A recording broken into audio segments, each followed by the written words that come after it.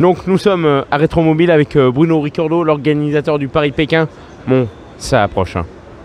Ça approche, ouais, on a un départ en fait début juillet, tout début juillet pour notre première édition en fait par la route de la soie. D'habitude on est par le transsibérien et là on prend l'itinéraire de la route de la soie. Bon, les nouveautés, déjà première, vous l'avez dit, le parcours, et puis il y a peut-être d'autres nouveautés. En fait on a plusieurs parcours, on a effectivement 2 Paris-Pékin, un qui passe par le transsibérien tous les 2 ans, enfin par l'itinéraire transsibérien et un tous les 2 ans par la route de la soie. Sachant qu'on a aussi le raid des Andes et puis aussi le raid Indochine. Alors avec quel type de voiture on peut faire ce raid? On peut faire ce raid avec ce type de voiture, par exemple une 504. Ça c'est très adapté parce qu'en fait on a une garde au sol qui est assez haute. On a aussi un moteur qui est français, bien de chez nous et qui est très fiable. Donc ça plaît beaucoup à nos mécaniciens. On peut le faire aussi avec une Chrysler Le Baron, une américaine. On peut le faire donc avec des décapotables. Tels que par exemple une belle MG. On a une MG A qui est partie avec nous en 2015. On a une traction 15.6 aussi qui est partie. Mais on peut vraiment prendre tout un tas de voitures à partir du moment où la garde au sol est assez élevée pour éviter le fait de toucher un petit peu lorsqu'on est dans les bosses de certaines pistes. Mais en fait, quand je vous dis qu'on peut partir avec une MGA, en fait, on va dire que c'est assez hétéroclite le panel de véhicules qu'on peut utiliser. Alors qu'avez-vous comme type de véhicule cette année là, par exemple? Là, c'est très hétéroclite encore une fois. On a 504, on a une Studebaker, une américaine. On va revoir une Renault Colorale de 1953. Donc en fait, voilà, ça c'est pour les plus exotiques, on va dire. Mais aussi on a des DS, une 2 chevaux, voilà. Donc on est sur un panel de véhicules assez large, quoi. Les routes se prêtent bien au type de voiture comme ça? Oui, alors effectivement sur la partie ouzbek, c'est plus compliqué parce que on a des routes un peu défoncées par endroits. On va pas trop critiquer parce que le pays est formidable, mais par moments effectivement il y a des nids de poules qu'il faut savoir gérer, quoi. Il ne faut pas rouler trop vite et puis on peut les éviter sans trop de soucis. Et puis là, globalement le réseau routier sur la route de la soie est vraiment en train de s'améliorer. Donc oui, on peut rouler. Alors effectivement, si cette année on avait eu une MGA, ça aurait été plus compliqué, mais on a plutôt des profils de véhicules qui sont adaptés.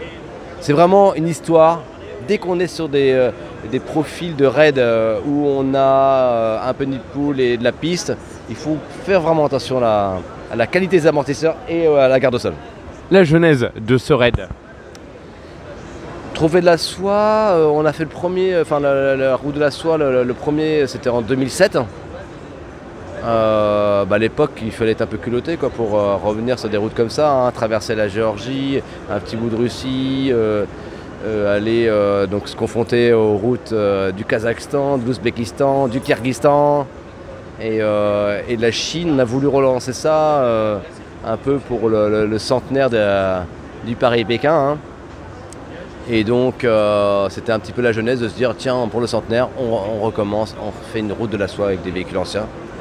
Et puis depuis, voilà, hein, on a fait déjà quelques éditions de Paris-Pékin, on est plutôt rodé à la pratique de ce raid. Et puis voilà, en fait nous, ce qu'on aime c'est des raids un peu de l'extrême, quoi. Et dès qu'on va sur des raids comme ça, on est sur 50 jours, sur le raid des Andes on est sur 45 jours, on est vraiment sur des raids un petit peu insolites, mais malgré tout accessibles au plus grand nombre des véhicules anciens, parce que aussi on a l'assistance qui va avec, quoi. Hein. Quand sur un Paris-Pékin, on est avec 4 mécaniciens, 4 véhicules d'assistance, 2 camions, enfin 2 fourgons ateliers, 2 plateaux, un véhicule de courtoisie, un médecin, on gère la plupart des soucis, quoi. Et j'imagine que le nombre d'équipages va croissant. En fait, étonnamment non, parce qu'on bloque les inscriptions à 30 véhicules. Donc c'est plus croissant du tout. Dès qu'on arrive à 30, on prend encore 2 véhicules en dérogation et après on s'arrête. On veut quand même que ça reste qualitatif. Et puis de toute façon sur nos itinéraires, on n'a pas toujours des hôtels qui ont des capacités exhaustives.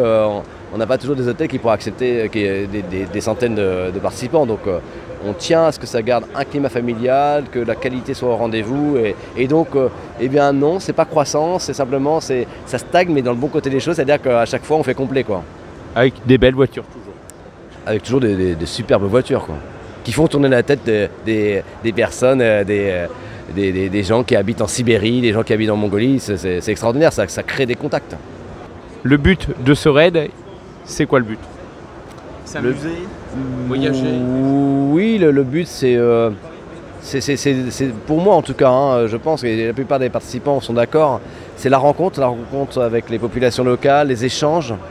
Quand on a un petit incident mécanique, tout de suite les personnes locales s'attroupent autour des véhicules parce que c'est un véhicule insolite pour eux. Ils ne connaissent pas ce genre de véhicule. Alors là je parle d'une 504, mais imaginez-vous quand c'est une 15.6, une traction 15.6H, ils s'attroupent autour, ils posent des questions, on leur montre ce qu'on est en train de faire. Donc la découverte des autres, de nouvelles cultures qu'on ne connaissait pas.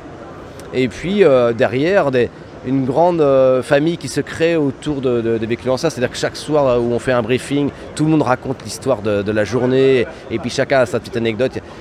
Les petits problèmes mécaniques créent de la cohésion, créent des échanges avec la population locale. Et c'est ça qui est vraiment intéressant. Et en plus, comme on fait des journées 0 km avec des découvertes telles que les villes de Samarcande, Boukhara, où là, à chaque fois on passe 2 nuits et une journée entière de découvertes.